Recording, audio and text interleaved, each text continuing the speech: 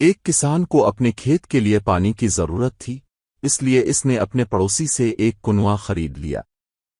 تاہم پڑوسی چالاک تھا۔ اگلے دن جب کسان اپنے کنویں سے پانی لینے آیا تو پڑوسی نے اسے پانی لینے سے انکار کر دیا۔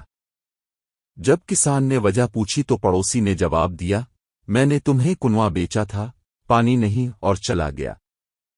کسان پریشان ہو کر شہنشاہ کے پاس انصاف مانگنے گیا۔ اس نے وضاحت کی کہ کیا ہوا تھا۔ شہنشاہ نے اپنے 9 درباریوں میں سب سے زیادہ عقلمند بیربل کو بلایا۔ بیربل نے آگے بڑھ کر پڑوسی سے پوچھا، تم کسان کو کنویں سے پانی کیوں نہیں لینے دیتے؟ تم نے کسان کو کنواں بیچ دیا، کیا تم نے نہیں؟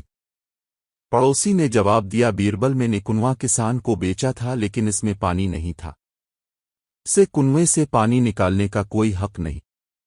بیربل نے کہا، دیکھو، جب سے تم نے کنواں بیچ دیا ہے تو تمہیں کسان کے کنویں میں پانی رکھنے کا کوئی حق نہیں ہے۔